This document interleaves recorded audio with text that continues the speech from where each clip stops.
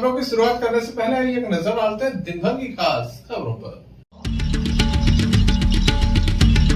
Police में शिकायत करने पर एक ही परिवार के 4 लोगों पर जानलेवा हमला। चुनाव संपन्न होने के बाद मजदूर जा रहे हैं काम के लिए दिल्ली। रेलवे स्टेशन पर लग रहा है मजदूरों का मेला। अक्षय नवमी पर भगवान तुलसा सालिग्राम की लगन धूमधाम से संपन्न।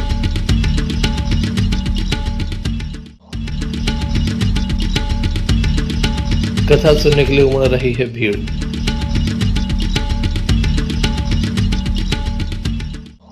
ये थी दिन भर की कुछ खास खबरें। अब खबरों का क्रम विस्तार से। खबरों में सबसे पहले हम बात करेंगे ग्राम समन्ना की, जहां एक ही परिवार के 4 लोगों के ऊपर जानलेवा हमला किया गया है। दमोह थाना अंतर्गत ये गांव आता है जहां पर यह हमला हुआ है।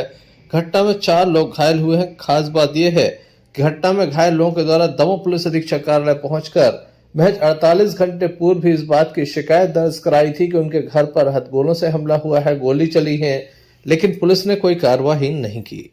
इसके चलते अपराधियों के हौसले बुलंद हो गए। उनके द्वारा 4 लोगों के ऊपर जानलेवा हमला किया गया है, जिसमें अशोक पिता रमेश विश्वकर्मा, समीर विश्वकर्मा, रजनीकांत विश्वकर्मा एवं राम विश्वकर्मा शामिल हैं। काफी गंभीर चोटें आई हैं। बताया जाता है कि हाथ पैरों में फ्रैक्चर है। घटना के संबंध में घायलों के द्वारा बताया गया। ये क्या नाम है आपका? रजनीकांत भूरा विश्वकर्मा। क्या हो गया है?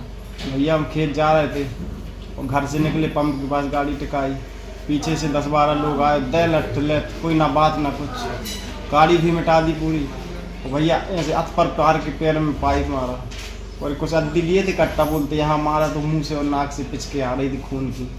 कट्टा साहब लाल ने मारा, इतना लंबा लिए देसी है। क्यों मार रहे, क्या विवाद है?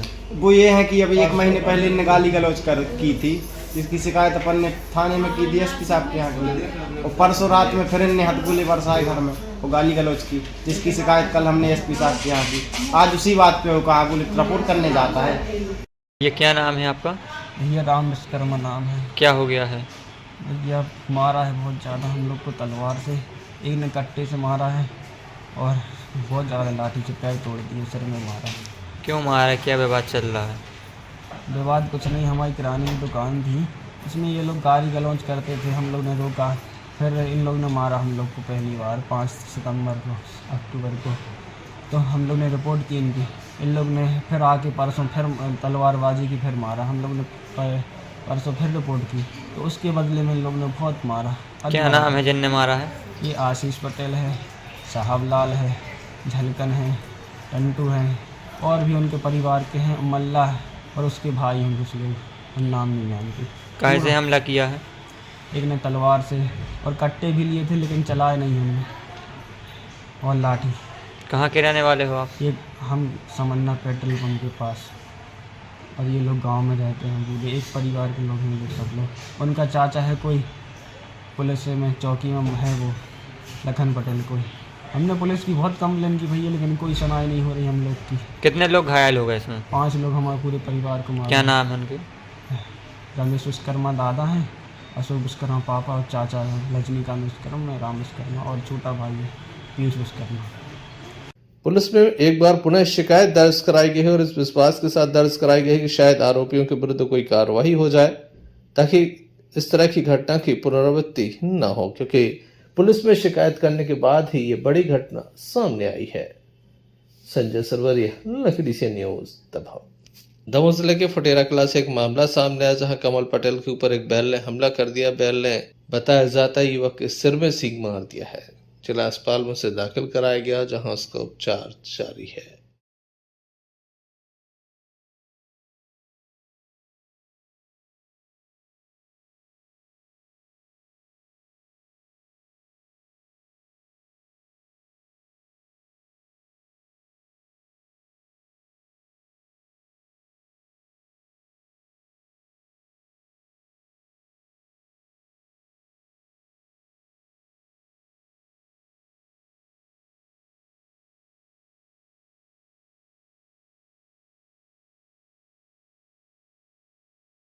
मध्य प्रदेश उच्च न्यायालय के आदेश पर संपूर्ण प्रदेश में जहां वाहनों की जांच की जा रही है, हेलमेट न लगाने पर चालानी कार्रवाई हो रही है, वहीं सीट बेल्ट कारों में न लगाने वाले लोगों के विरुद्ध भी चालानी कार्रवाई हो रही। संपूर्ण प्रदेश में कार्रवाई जारी है, लेकिन दमोह में यह कार्रवाई कहीं भी नजर नहीं आई। शहर के मुख्य चौराहों पर हमने जाकर देखा तो वह कोई पुलिसकर्मी ही तैनात नहीं था।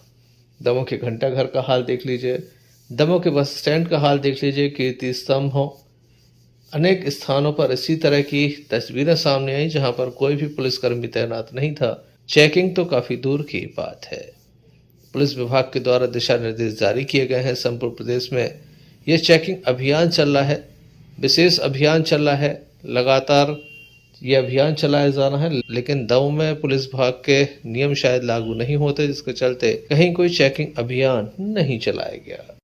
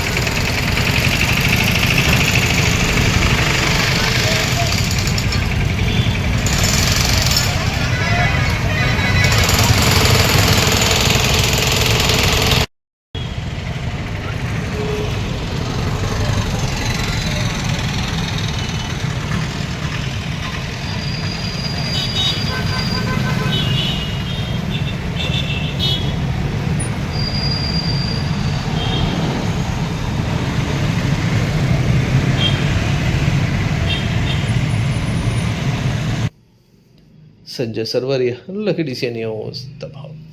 देवउठनी 11 पर भगवान तुलसा सालिग्राम का विवाह संपन्न होता है। शहर के अनेक मंदिरों में भव्य तरीके से ये विवाह समारोह संपन्न होगा। दमोह के बूंदा मंदिर से दमोह के कचेरे मंदिर में लगन पहुंचाई गई, जहां भव्यता के साथ भगवान की लगन संपन्न हुई। बड़ी संख्या में भक्तों की उपस्थिति रही। पंडित रवि शास्त्री के द्वारा लगन का वाचन किया गया। किस तरह से धूमधाम से ये लगन उत्सव मनाया गया, आइए हम आपको दिखाते हैं।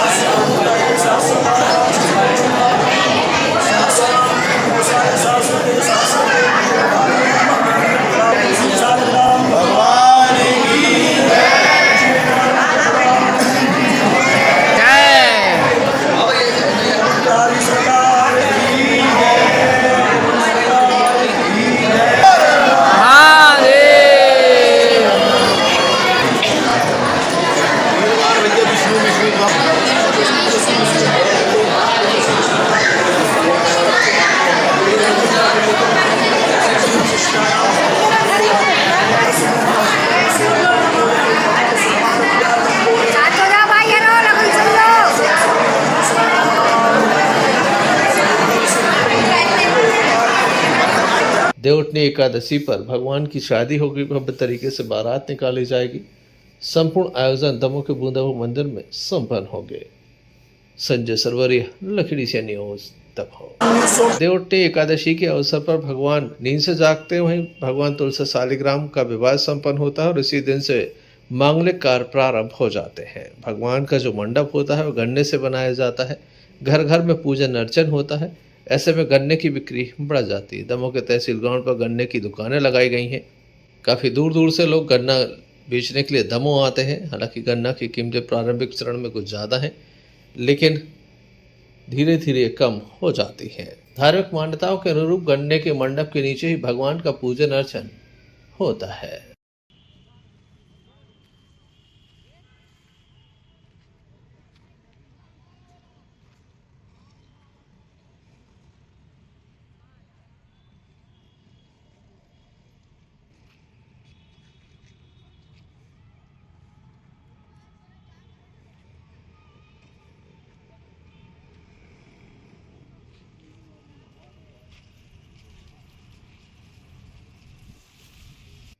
संजय सरवरिया, लखड़ी से न्यूज। दमोह के रेलवे स्टेशन पर मजदूरों का मेला लग रहा है।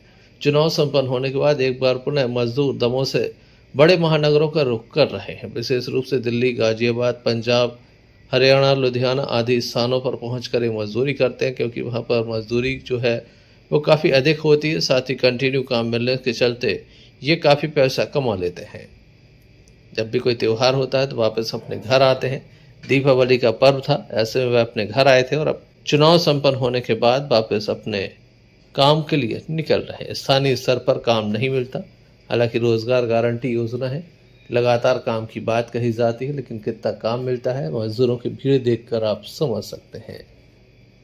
प्रतिदिन सैकड़ों की संख्या में दमोह से मजदूर पलायन कर रहे हैं। संजय सरवरिया, लखड़ी से न्यूज दमोह।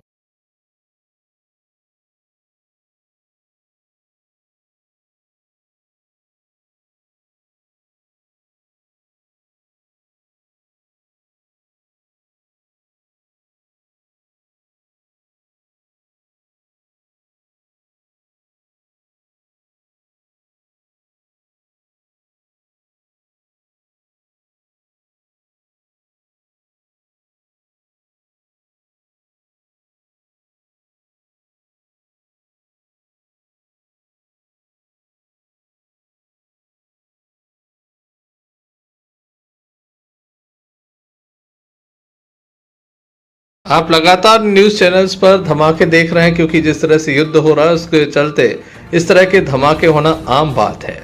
लेकिन दमोह में भी ये धमाका हुआ है। दरअसल दमोह नगर कोतवाली अंतर्गत दमोह के फुटेराबाद में एक फैक्ट्री संचालित हो रही थी। फटाखा की ये फैक्ट्री थी जिसमें विस्फोट हुआ, जिसके बाद प्रशासन को खबर लगी कि यहाँ पर फटाखा की फैक्ट्री है। 7 लोगों की मौत हो गई थी।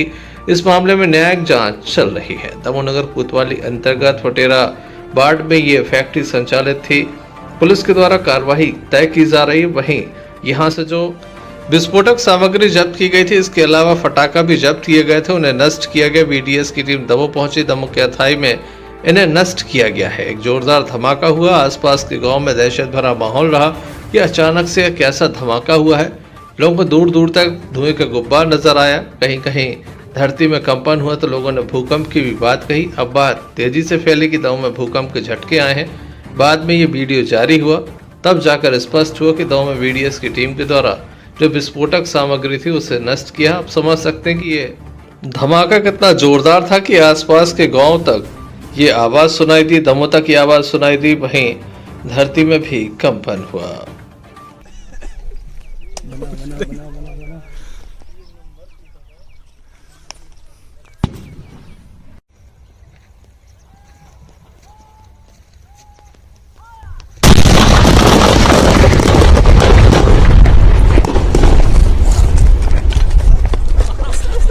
बना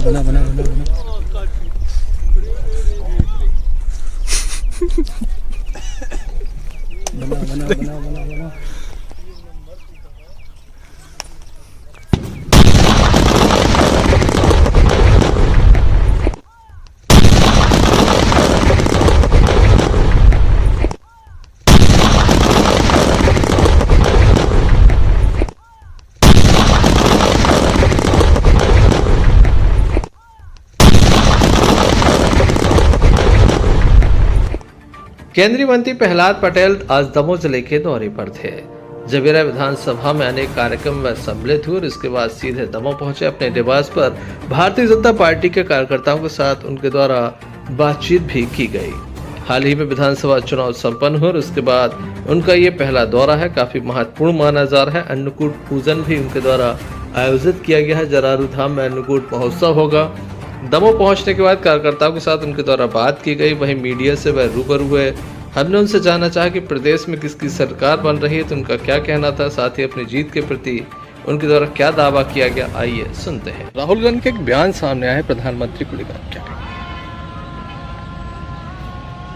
इस चुनाव में भाषाई गिरावट बड़े पैमाने पर और दुर्भाग्य से कांग्रेस के जो वरिष्ठ नेता हैं वो लगातार अमर्यादा पर आमदा। मैं ऐसा मानता हूं कि लोकतंत्र के लिए तो अच्छा है ही नहीं, उनकी पार्टी के लिए भी अच्छा नहीं।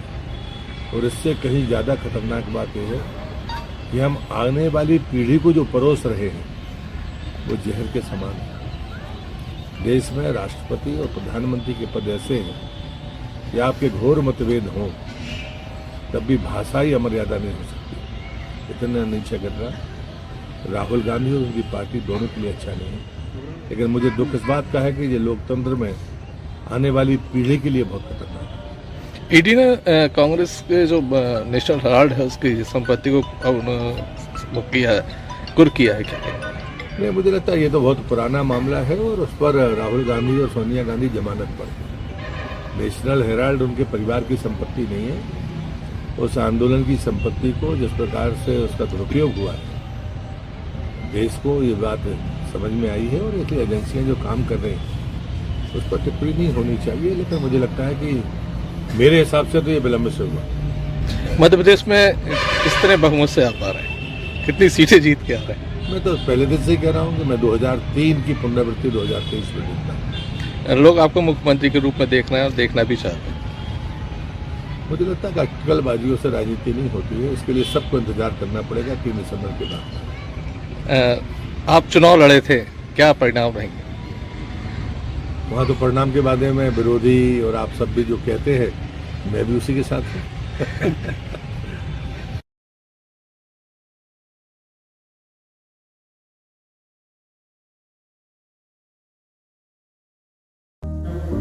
ये जो शख्स अपने चाहने वालों के कांधों पर आज अपनी जिंदगी का आखिरी सफर तय कर रहा है, ये कोई मामूली शख्सियत नहीं बल्कि देशभक्ति जन सेवा के नारे पर अमल करने वाले शख्स का जनाजा है।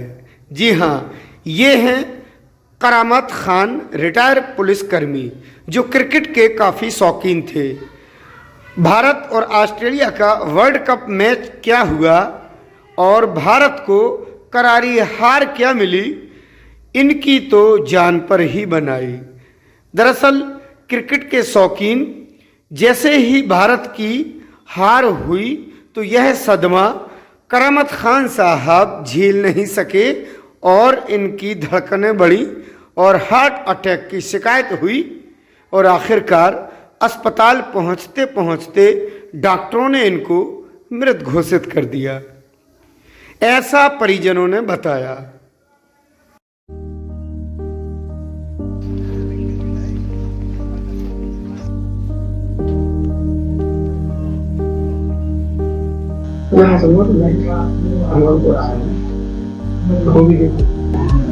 इस वक्त हम मरहूम पुलिसकर्मी करामत खान साहब के निवास पर हैं और हमारे साथ उनके बेटी नवीन खान हैं।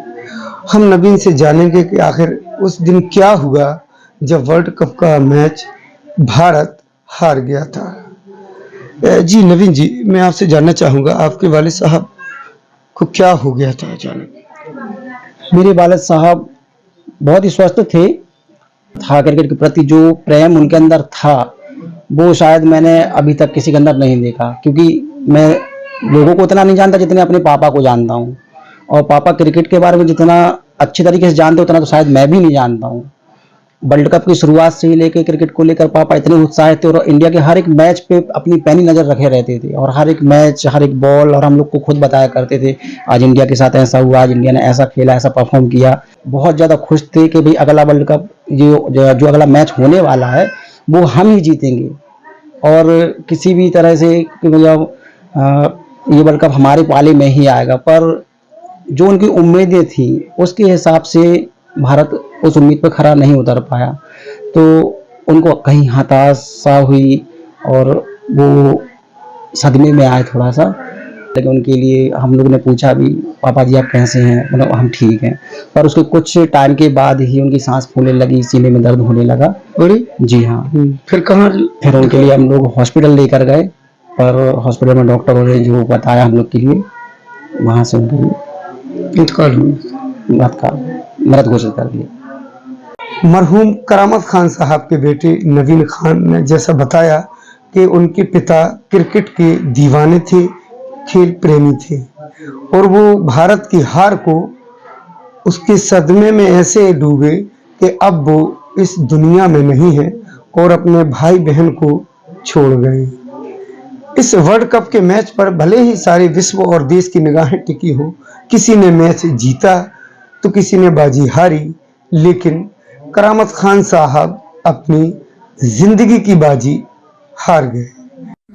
अपने सहयोगी लकी सादाब के साथ Imtiaz Chishti, lucky DCN news, Damoh.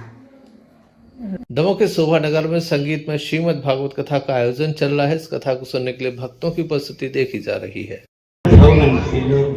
ब्राह्मण यदि वेदवादी है भैया, एक एक अंग अंग में देवता लिखे, बदन में ब्रह्मा, बदन में बोल दियो भीमसेन से, जैसे बैठे सो सही चले आओ। भीमसेन कसरत कर रहा था और जब आदेश मिलो कि जैसे बैठे ऊंचे ही चले जाओ तो चंद्रा नहीं उड़ पाओ। भीमसेन गुरु भगवान के आदेश को तो पालन लिखो भैया। अपनी माता पिता और गुरु के वचनों के लिए बिना ही विचार करिए शुभ जानी। माता पिता प्रभु गुरु की वाणी बिना ही विचार करिए शुभ जानी। इनमें ज्यादा विचार करने को काम नहीं है। गुरु महाराज ने यदि आदेश किया, अपनी माता पिता ने आदेश किया, भीमसेन चंद्रा नहीं उड़े आए, उग्रोई भगत आओ। अखाड़े में हजारों लोगों ने तालियों से स्वागत किया भीमसेन का। और वो विदेशी पहलवान ने जब भीमसेन को देखो जब तोरिया से दिखाती खबरिया, बड़े बड़े नेत्र जिसकी विशाल भुजाएं, कंधा तो जैसे शेर के कंधे हो गए। सो पहलवान की जब नजर पड़ी तो लाए तो हाथ में रसगुल्ला, फिर खाओ नहीं जाऊंगा रसगुल्ला, इन्हें पहले निकालना था, इन्हें पहले भेजना था अखाड़े में। तो सामने पहुंचा जब पहलवान के, तो पहलवान हाथ मिलाऊ लगो। भीमसेन बोले जो नहीं हम जाना, पहले तुम हमें दे ले, और जब हार जाओ तो हमसे तो बढ़ गो मुक्का मार भी किलाने। उन्हें 100-150 मुक्का मारी, भीमसेन को खून बहने लगा। सब सोच रहे थे कि भीमसेन पलटवार काय कर रहे, भीमसेन काय नहीं मार रहे। सामने माता बैठी थी भैया, भीमसेन की सामने कुंती मैया विराजमान थी। तो भीमसेन ने तो कई बार इशारा करो कि मैया इन्हें हमें 100-150 मुक्का मार ले, अब हम यो मारे के नहीं मारे। तो कुंती नान्या कर देती है, बेटा तेरे मारिए, मार जे है बेटा तेरे मारिए, मर जाएगा खुटा तरह। Sanjay Sarwaria, Lucky DCN news, Damoh. को आज चटनी तो बांट दे, एक हफ्ता से धोध रहता है। चलते चलते एक नजर मुख्य समाचारों पर। पुलिस में शिकायत करने पर एक ही परिवार के 4 लोगों पर जानलेवा हमला। चुनाव संपन्न होने के बाद मजदूर जा रहे हैं काम के लिए दिल्ली। रेलवे स्टेशन पर लग रहा है मजदूरों का मेला। अक्षय नवमी पर भगवान तुलसा सालिग्राम की लगन धूमधाम से संपन्न।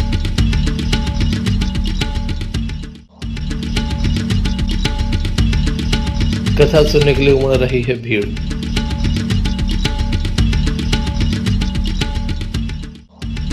तो ये थे अभी तक की कुछ खास खबरें। अगला न्यूज बुलेटिन लेकर हम पुनः हाजिर होंगे, तब तक के लिए दीजिए हमें इजाजत।